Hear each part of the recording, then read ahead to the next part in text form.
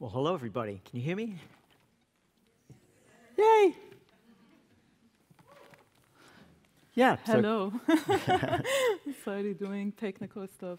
Yeah, thanks, McKenzie, for being in conversation today. I'm really excited. Hi, Bahar. How are you? I'm good. How are you? Awesome. Yeah. This was just to say it's going to be an informal conversation between the two of us today. And they told us if you have any questions, you can, if you're online, you can put it in the chat. If you're here, you can write it down or remember to ask us. Yeah, we've got to keep an eye on this clock over here so we leave time for questions. Exactly. At the end of the show. So, what do you want to talk about? Let's play this slideshow. Yeah. So, what's this video called? So this is a work I made. Actually, the slideshow is playing, so if we can switch to that. This is a video made in the summer called Teslaism, Economics at the End of the Future. And it was playing at the opening night here for some of you who caught it. If not, it's playing in the hallway for people next who could to get the in on opening exactly. night. Yeah. Some couldn't get in. I couldn't get in. Yeah. Yeah. So yeah, we are joking about it. Too much horizontality sometimes doesn't get you too far. Yeah. I think horizontality is great, but I still want to be special. Exactly. Yeah. Keep some Just of those special privileges for us. Yeah, exactly. Yeah. Yeah, so maybe I can give a bit of context to the tell me video. about the Teslaism video. So it was a commission for the 30 years of Trésor, this exhibition in June. And essentially the prompt was the curators wanted to, they kind of asked me to make a piece about the future of techno in Berlin. And my work is not so much related to the music scene, but it's these accidental, adjacent fields that I come across, and usually those are, the greatest, because you can bring in something different to it. I've been working on histories of economics, finance, neoliberalism for a while. So yeah, and then I was thinking of techno's relationship to the post-Fordist condition and the Fordist factory, obviously, in Detroit. So I kind of changed the question in my mind to, the building of the new gigafactory in Berlin. And trying to even rhetorically ask the question of what's the future of sound in Berlin after the building of gigafactory. And I had this very vague idea of Teslaism. It's probably not something I would write a book on yet, but it's more like a conceptual ploy to play with this, emerging condition that I would try to, this is something that I'm trying to do, like distinguishing what's this financialized condition or the speculative condition from what was before, or what's more specific about it. And yeah, so the piece came about like that. And maybe, to say a bit about Teslaism, what is this condition? Also, I mean to say that using cars, cars are great storytellers in 20th century to talk about these movements in economic realms. And yeah, I mean, it's also, the worst design, like individualistic design. So it really says a lot about where we were, where we landed. Yeah, and again, like something that's more specific maybe about financialization, and I use like some theorists here, like Michel Feher, who's very, important to my work. He says financialization, like the neoliberal thinkers, like in trying to conjure this idea of the neoliberal subject, they didn't quite land there. So they gave rise to this unexpected subject, which is, rather than the profit-seeking entrepreneur, they gave birth to credit-seeking portfolio manager. There's something a little out of date about talking about neoliberalism. It's sort of not. Exactly. It's like morphed into something else. Yeah, and that's where I kind of, read your work on the vectorialist class, and I'm curious about where does that speculative subject also sits with the, with that idea of the vectorialist class. I don't know if we should talk about it now or we can, talk about it in a bit. Yeah, well, I just thought calling something neoliberal capitalism was like the dumbest idea ever, because you've like modified capitalism with a thing that has a modifier. It's just bad poetry. So what if you sort of like rethought what this mode of production is kind of actually like? Yeah. And the thing I like about this video of yours is it sort of, to me, has a bit of the fantasy world of today's ruling class. I don't want to talk about Elon fucking Musk, right? Let's just call him Space Karen. So it's sort of like in the video, Space Karen is sort of like driving, and there's this, sort of AI, that's interacting with him, and it's very game-like. And I'm interested in the way sort of like game aesthetics became a kind of dominant set of metaphors for thinking through whatever subjectivity is supposed to be now. Yeah. And maybe that's a little more promising. And at least the way I read your video is one of the things he's trying to get to is whatever the little magical space of techno is, and he can't have it. That there's still something that's sort of like not quite available. Who did the track that you're playing?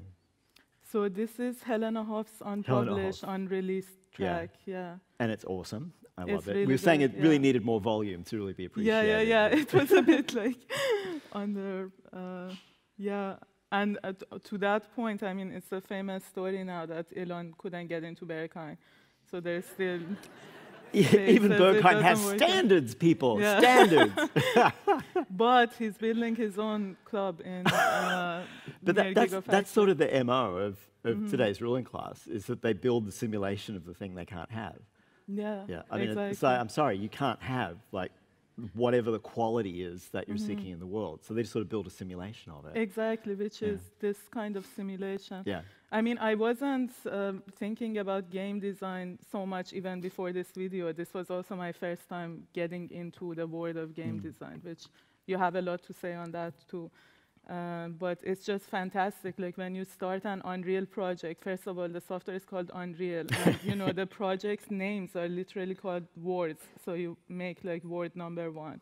And all you do when you start is you set up a train, you put a sun in the sky. Like the kind of divine aspect of how, you engage with it is very much in line with how Elon sees the world, basically. But we don't want to focus on him too much. Yeah, well, my question is, I don't really have like grand utopian aspirations for what the alternative to that might be, but at least where can we like hide out from it is sort of a question. And the space of the club would be one, but it's not the only one. There are others that one could find. But Bilk, if we could switch to the other slides.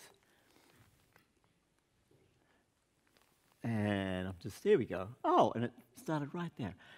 So just sharing some pictures from the Raving Book, as if to say, like maybe there's the possibility of creating little spaces where you like to withdraw from vision. So much of this conference has been about if you can see it, you can turn it into data and control it and colonize it. So where is the space you could kind of withdraw from that? So maybe like the minimal thing that one could try to achieve. And so like maybe it's sort of forcing a reading, but I thought a way to put your video and this work together is like Elon can't have one little thing, so let's make sure we keep one little thing withdrawn and not visible. Exactly. Does that make sense? Yeah, I mean, I had the chance to read your book in advance. I don't know if I can talk about that. Yeah, even. sure. Yeah, cool. And yeah, I'm really interested in, so there's something that's related to, how you talk about temporality of, raving. You talk about K-time specifically.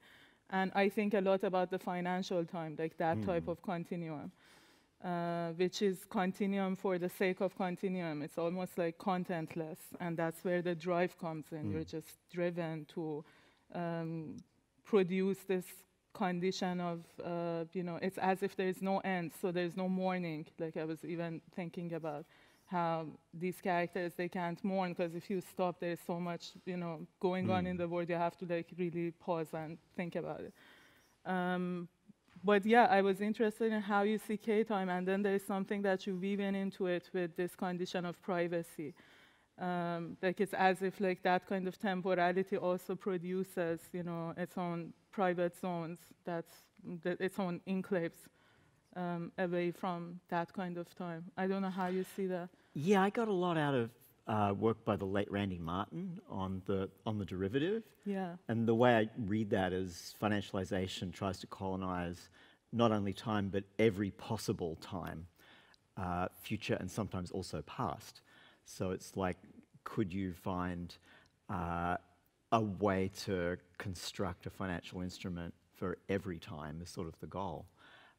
So yeah, like where is somewhere you can at least withdraw from that sort of becomes a question. And you kind of can't, because one of the things that it attaches itself to is real estate. So we're like in it, like we're sort of in financialization.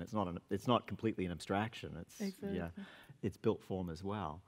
But maybe we can create spaces and experiences, and maybe there's an aesthetic of, in this book, Raving, I talk about it as like a sideways time. So maybe it's not about forms of even Afrofuturism, it's not about hauntology, it's sideways, or definitely not messianic time. I think we had to let go of that one. But can you create a temporal experience, and I call that K-time, where you sort of dissociate from these temporalities on the dance floor collectively with others. And they're meant to be temporary, and they can scale up. Like speaking of scale, I guess, in the theme of the conference, how do you think about scale in relation to that space? Yeah, that's sort of the problem, is that like we don't have things that scale, because the colonizing of scale, of all scales, is sort of a project of, I would call it kind of a form of vectoral power, and the way that it can articulate what would otherwise be the very small and the very large, that's part of the problem. So you're sort of generating data out of micro movements of X, and then building simulation models of every possible outcome of the permutations of X, and then placing bets on all of those where you try to hedge your losses against possible gains. So yeah, it's kind of colonize as much of space and time as it possibly can. So yeah, so in other words, we kind of lost. There's a century of defeat that results in that. Yeah. So to what space can you withdraw, I think becomes a question to ask. That's sort of like the bad news. Like I don't think that sort of 68 utopian optimism works for us anymore. I mean, there is something about this logic of hedging, which I think, again, going back to that idea of that entrepreneurial model is not really working anymore. So something that I was struck by, this is about the financial subjectivity, not Elon himself, but in this interview with Joe Rogan, which I used in the film too, he was saying that he's selling all his real estate assets, which he actually did, and he started renting. And there are two things here. One is, the rentier lifestyle. It's part of the branding. He's trying to brand himself as, it's kind of the hip thing to do, as if it's the Berliner lifestyle.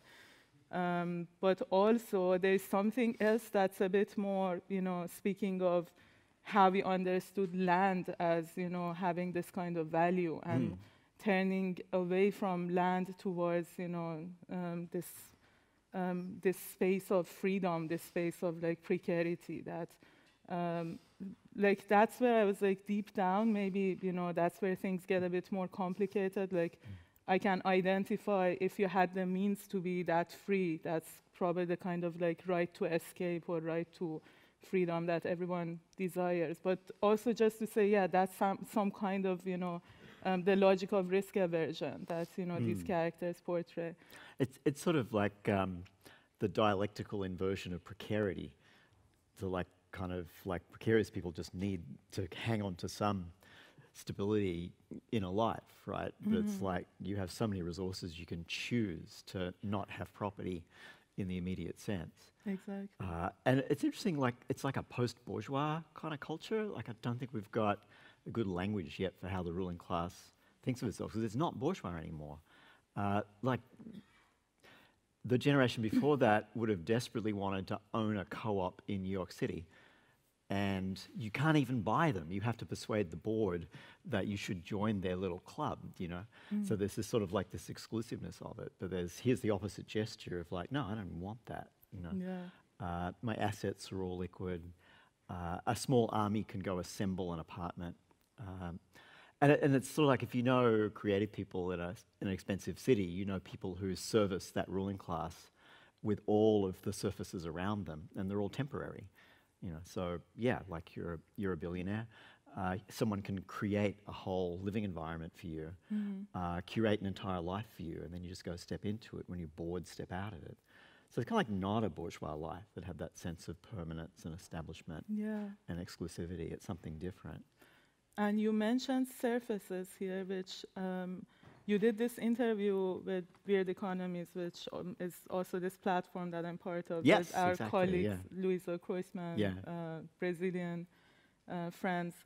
And there is one point that you're talking about, your idea of feminism as opposed to, or ketamine feminism as opposed to acid communism. And there's this like really great formulation, which I want to read this quote if possible, where you talk about surfaces. I'm gonna. With all due respect to Mark Fisher and also Jeremy Gilbert, who had a hand in coining acid communism. Yeah, so you say, I've been thinking about what I call feminism, which is neither feminist nor communist. It's not opposed to either of those things, but it's not either of them. And how would you build that from the ground up, centering trans and non-white people? I don't know if you construct these things in Portuguese like you do in Spanish. I do like abstract nouns with Latin roots because it works in pretty much most European languages. So the Hacker Manifesto is written in this imaginary language that is equal parts business English, church Latin, and Marxism, because they're these at least pan-European languages that you can speak. So how do we center those perspectives, and also what's a sort of femme rather than feminist aesthetic? And that's not all utopian. Femmes have rivalries, are bitchy. There's bad affect in it as well, but there's attention to surfaces, to effective connections and spaces. There's decentering of certain kinds of aggression. How would we recenter forms of interaction around femme values? That seems to be an interesting project. And I actually specifically was thinking about surfaces because this is also something that I've been thinking is a quality of this Teslaist age of production. As you know, it's a production based on surfaces. Like the surface really takes up that space where I think it's also related to your work in gamer theory too. Like that kind of binary of, you know, the essence appearance divide doesn't quite work. And I've been thinking of the gigafactory itself. You know, it's this shiny, glossy object that's dropped in, like, you know, certain locations of, you know, cultural value. But you know, like maybe the postmodern like art, the kind of like paradigm shift in art was when the infrastructure of the exhibition, you know, would come to the fore, and you would see the cables and the cords. But this is not quite that. Like you don't see the infrastructure in its messiness, but it's again, you know, some things not hidden, but you know, the infrastructure itself becomes part of that production. That creation of value, that generation of value, and you know, raising the valuation of your assets game. Yeah, and you know, it's like moving between surfaces in this sense. So I was wondering, like, what's this surface versus? Okay, that's a lot. There is sort of buried in at least one version of the sort of logic of Marxism is the falsity of appearances and the overthrow of capital as appearance. Yeah. In the name of the restoration of the coherence and unity of an essence that's been lost. it sort of doesn't work, and maybe no form of human social organization has ever been terribly in contact with anything outside of itself, at least since humans have been in the habit of building cities and inhabiting them and exploiting labor and exploiting land. Like, as soon as you get into that mode, maybe human existence becomes about surfaces, and we've not yet found a way out of that. The notable exception might be indigenous practices, but that's not something I can speak from. So I have to speak from within a world of the production of surfaces. So how might you produce surfaces differently, detach them from hierarchies of value, start with devalued signs and find ways that you can craft worlds out of them? Yeah, and I was, I'm a transsexual, so naturally I got interested in the devalued forms of femininity, and are there ways that that could be a repertoire of images that you could revalue and rethink out of their sort of subordinate position. There's like an election going on in Berlin at the moment or something. There's posters for all the major parties up on the lampposts, and if you've got the Christian Democrat blue and the Social Democrat red, and Linke is also red because no one could figure out a different color for it. I don't know who purple is, but it seems a little suspect to me. I couldn't read it. I'm like, oh, yeah, that's a bit dodgy, and there's a couple of green ones out there. It's like, my thought was, pink is never one of the parties you get to vote for, right? Like, where's the pink party? I want to vote for that one. Or a nice shade of puce or something. Like just not. Like, the colors of politics have to be those of, major flag colors, if you like, Yeah. So, yeah, I was just toying around with, firstly, feminism. Let's make up I'm an artist who makes up words. That's my gig. Let's play with that and see what we can do. I got it from a meme. Yeah, everyone seen that meme, the feminism meme? It's a sickle crossed with a magic wand. And I'm like, I'm here for that, because the sickle points you out of surfaces to material production, and the magic wand points you towards pleasure and joy and the surface of the body and all that. Yeah. Yeah, and I was playing, my little tribute to the late Mark Fisher, who I loved as a person, but sort of disagreed with about a lot of things, was to repurpose acid communism as ketamine feminism. Like, what if dissociated states rather than hallucinogenic states were the zeitgeist of the time? And I kind of think they are. Like, I think we're all dissociating.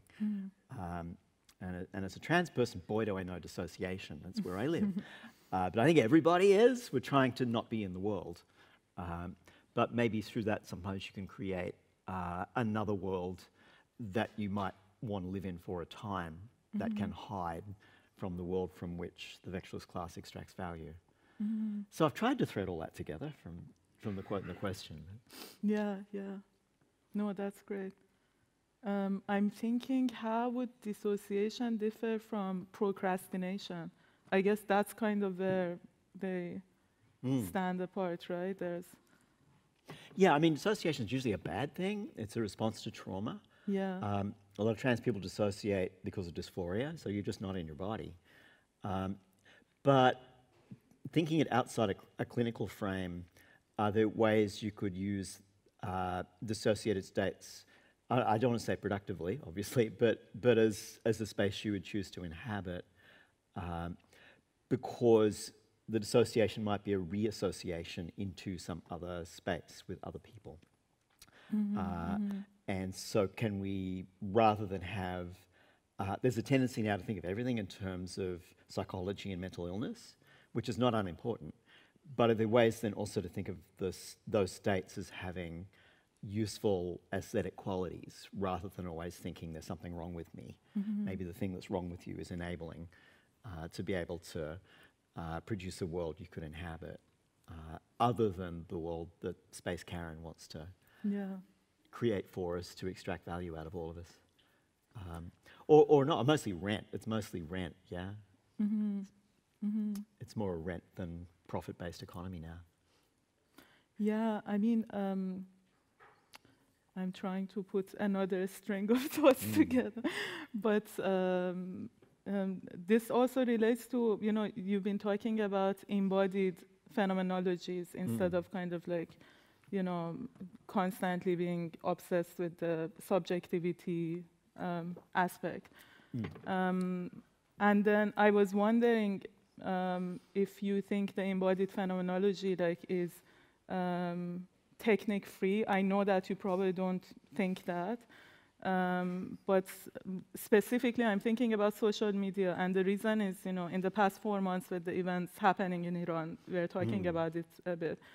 A lot of us got really sucked into that, that environment, like really deeply. That for me was actually a kind of a new set of revelations about, this engagement with social media. At some point, you would snap out of it and you'd be like, God, I've been like a content creator for a revolution. Like, how does like revolution become, part of that cycle of like that's content a good title creation? for something. Content creator for the revolution is like a book title or something. Yeah. We should use that somewhere. Copyright Bahar. Yeah. Yeah, but at the same time, like, there was all these dynamics at play, that there was a real sense of sociality that was very difficult. It's like very uncanny to even talk about, because you tell people that like you're crazy, there's no sociality, it's all unreal. But I think what was happening was, like I was thinking about it in terms of, it's usually like attention economy, like it's built on presence, like it sucks in your, like everybody notices your presence there, and that's what you're providing. But nobody notices your absence. Like when you deactivate, when you quit it for a while, like only that one friend who's sending you cat memes and dog memes, like that's the one who's like, oh, I couldn't send it to you, I'm using WhatsApp. Yeah. But nobody notices that. But something was happening that, people would notice when someone wasn't posting for 2 days, then you would get like 50 messages asking how you are, which to me was like really, I mean, it was really moving in a different way. Yeah, is that person safe? Like this becomes a practical question. Yeah. And again, but it was temporary, like I feel like the connections were made, but maintaining that space wasn't, that real. I mean, if, most of what goes on in the world is the exploitation of labor. So capital exploits labor. What I think is different about the vectoralist class as a kind of ruling class is it doesn't exploit labor, it exploits our communism, in the sense that, and everybody who's used social media has had this experience. You're there because your friends are there, and you want a shared non-individual subjectivity to pass between you is sort of like the best thing you can get out of it. And that's the thing that it then monetizes and extracts value from and weaponizes.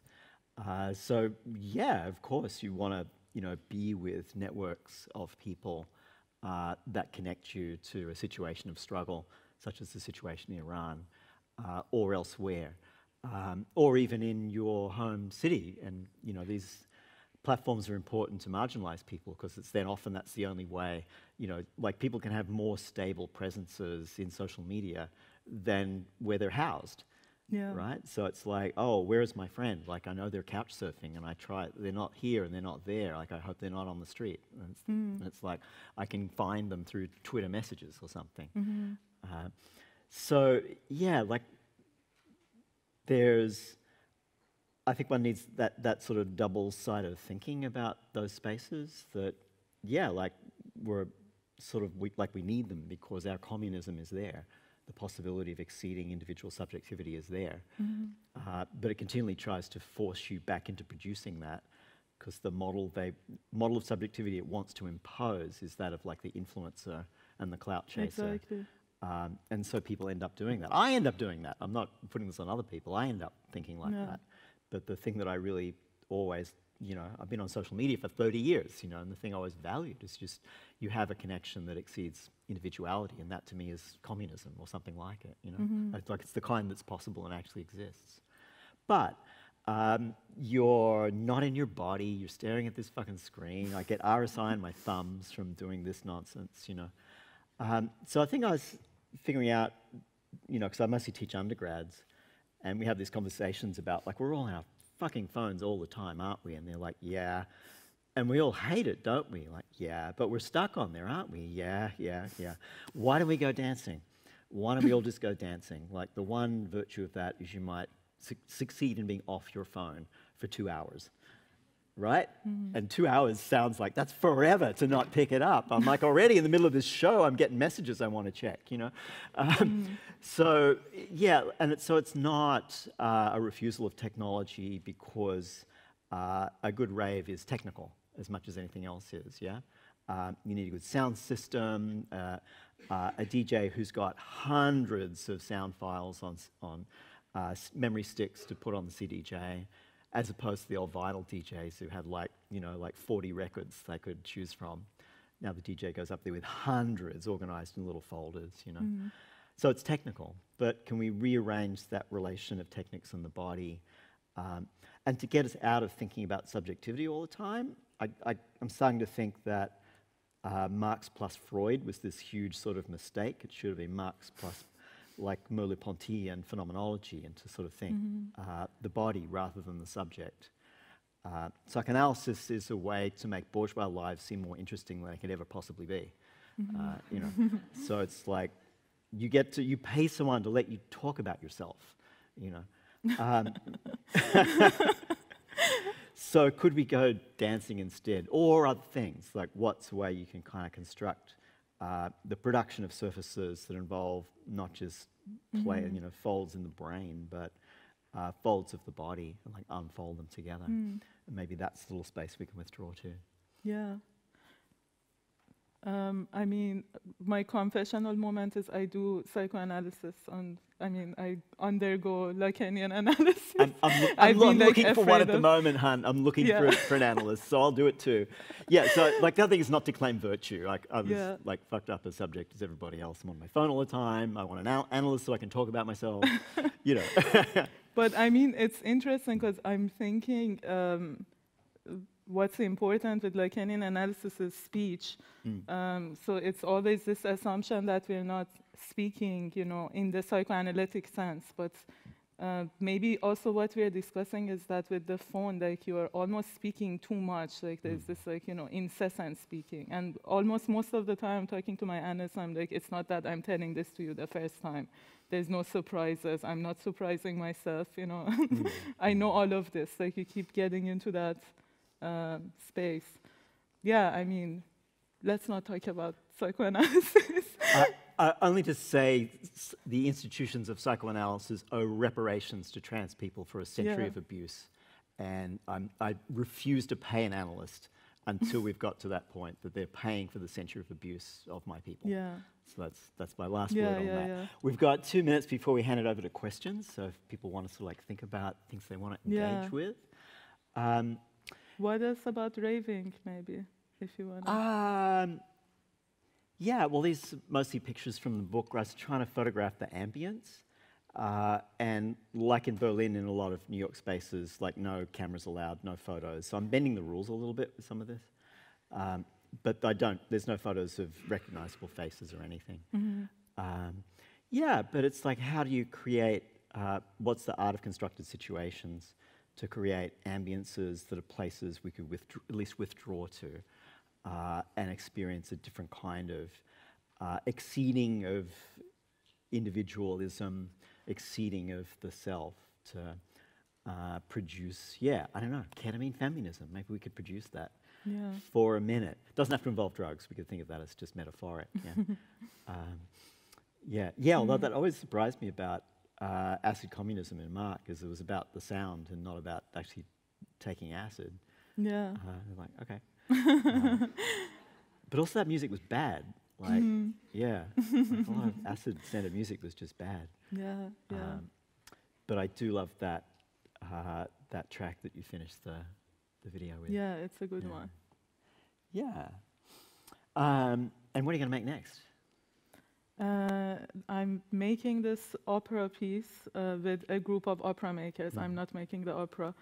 It's a video opera on Hong Kong financial sci-fi, basically. It's this guy going to the future to take money from himself to save himself in a financial crash, which is basically what bankers do. That's credit system. Yeah, exactly. Yeah.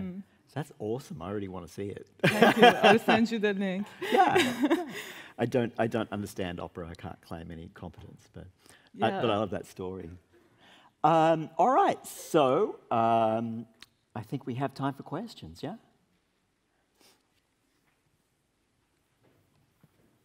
Or from the Telegram chat. Yeah. Which is very active. We have people on Telegram. I'll check it out. But if Hi, you Bani. want, if you want to ask any question, like comment, there are mics in the room. So please, I'm checking on Telegram in between. Oh, it's quiet on Telegram. That's bizarre.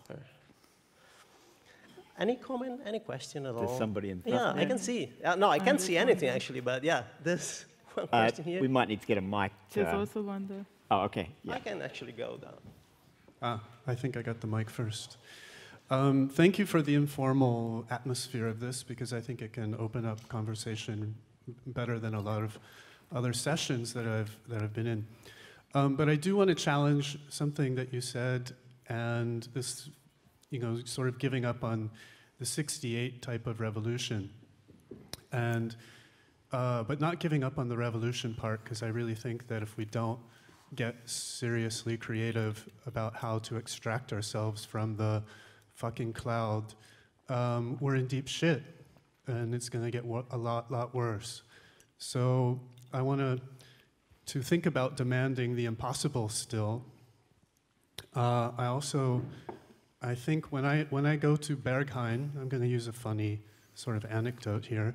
I always think about the Joy Division song, or not the song, but the name of the group.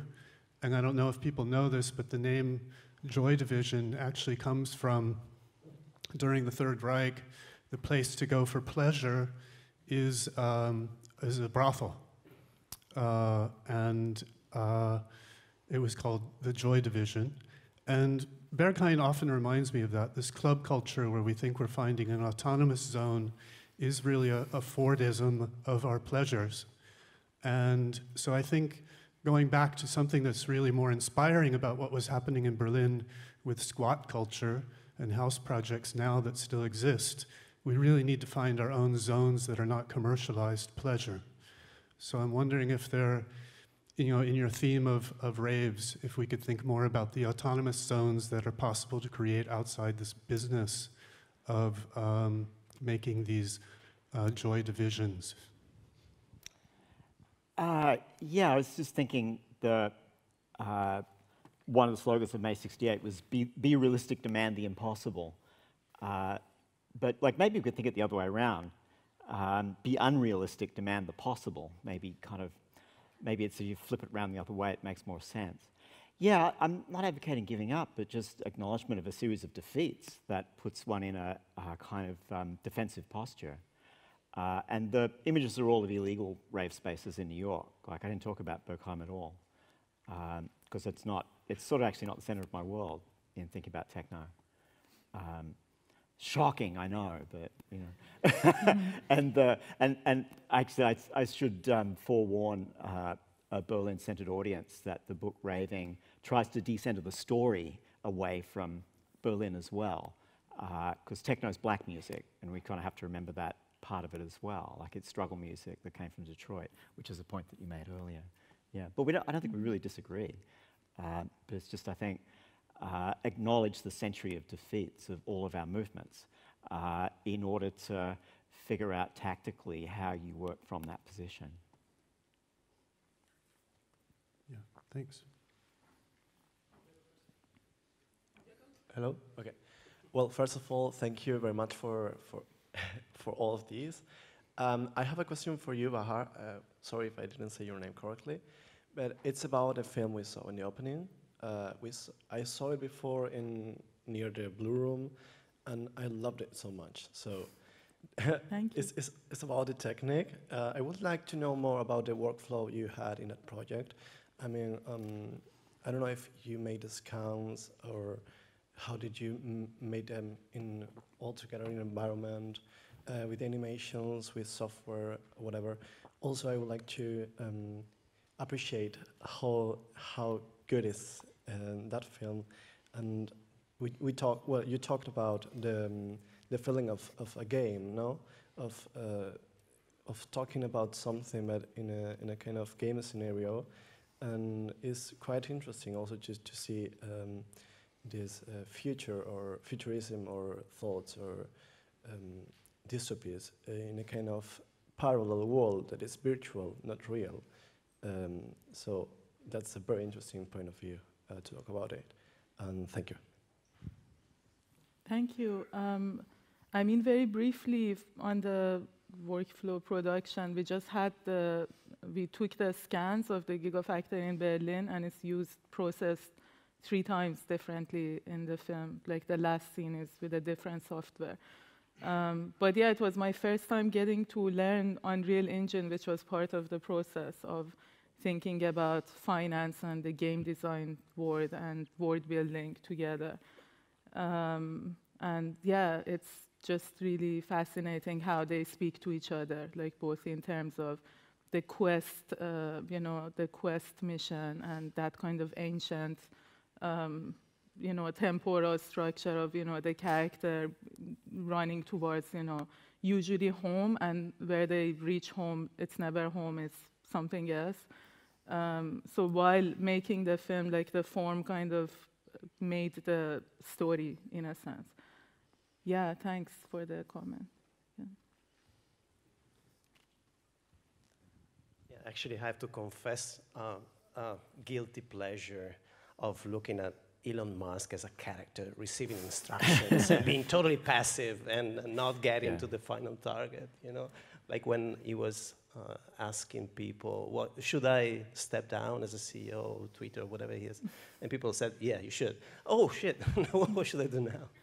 It's an interesting reversal of perspective to see the ruling class as also caught up in a game, the rules of which they don't have that much agency in. Obviously, have like massively more agency than the rest of us, but are still freaking game players, Yeah, it was a guilty pleasure because I felt that was cringe. But fuck it, he has the power, so I shouldn't feel like this is cringe. This is serious. But anyways, comments, questions. What? Icons? Oh.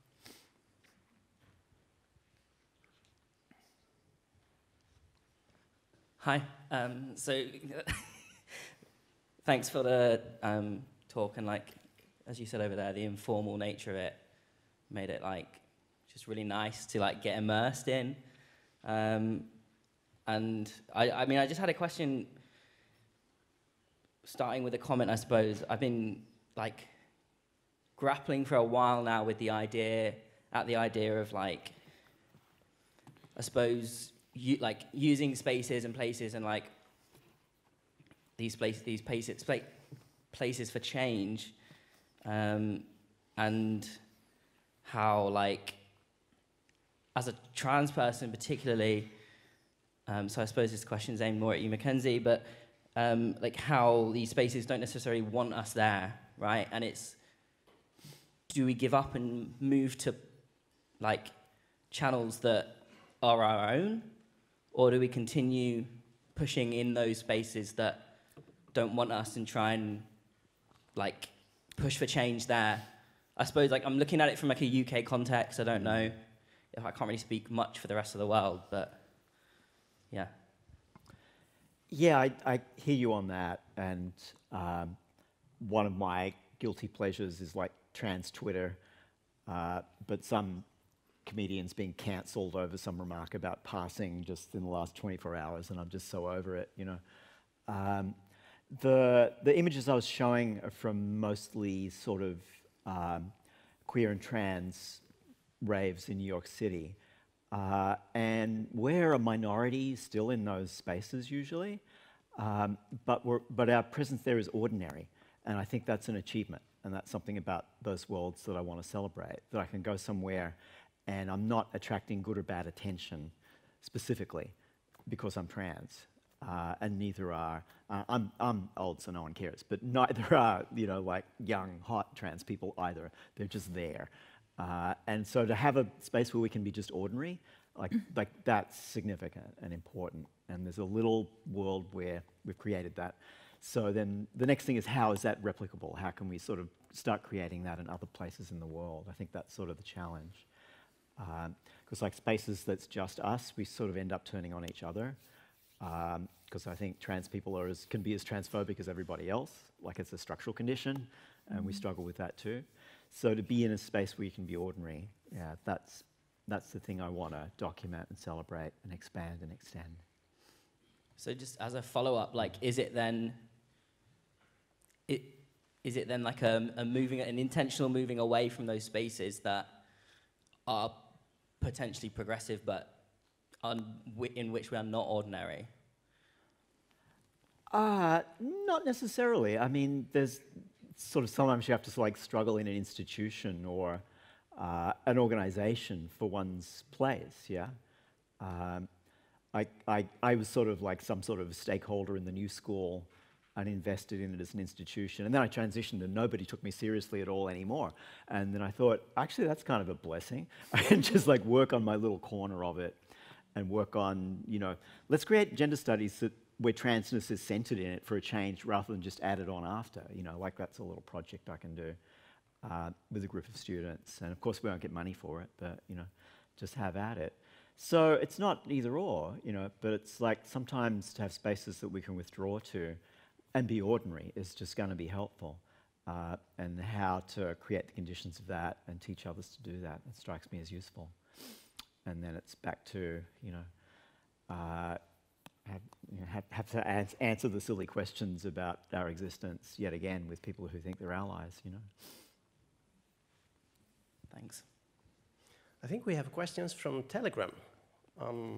Hi, virtual people. Yeah, hello. Thanks for being somewhere. Someone asking, I don't know who's asking, but we don't believe in subjectivity that much, so it's no, I don't actually. Exactly. No. It's a question floating in the air. Do you believe in techno-messianism? Sorry, I don't know what the word was. Messianism, that messianism, sorry. No. Techno-messianism. No. I'm a third-generation atheist. I'm not the person to ask about that one.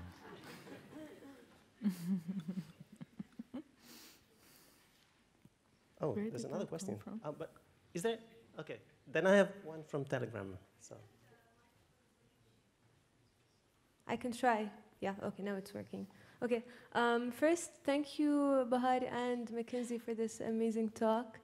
I'm reflecting from the space of what I'm working on right now. So I've been working on a project that thinks about image making in relation to dreams and the unconscious. And I found myself, Bahar, returning to a lot of the posts that you were writing during the Iranian uprisings. And I was wondering whether you can maybe say something more about what kind of possibility or potentiality is activated through the production and circulation of images in the space of social media during the moment of an uprising, but also why this like constant recourse to dreams and the unconscious or return of the repressed. These are some of the words that I remember you using in talking about what was happening. And I was also wondering whether, McKenzie, you have any thoughts on, because you were just criticizing the institution of psychoanalysis, but I was thinking if you have any thoughts on what kind of potentiality can be activated in engaging with the unconscious from a space that exceeds the individual and the self. Quickly on the last part, collaborative aesthetic practices in constructed situations. Let's do that. But we have a minute. I'll leave it to you. Yeah, so I mean, it was something that came up in the panel yesterday. I actually want to address Aris's book, Speculative Communities. Aris composes, I don't know if it's here. But we were talking about, these speculative technologies, and there was this text that came out, anonymous text in the beginning of the uprisings, where this person was describing It went viral, the text itself, but the text was talking about the, the contagion of images and the way that women were posing for each other, for each other's gaze. And, the gaze of the social media too, which wasn't removed from it, it really activated this, the technology was really part of that movement of images on, on social media towards each other's gaze. But it was called like mirror, women reflected in the mirror of their own history. It's a performance for each other, which I think, it speaks to that kind of raving scene that you're describing, Yeah, there we go, and I think we're at time, so yes, Bani, we're at time? Yeah, unfortunately, I could go on forever, No, thanks so much, and thank all of you for like trying to engage in that conversation. Thanks so much. Thanks, everybody. Thank you.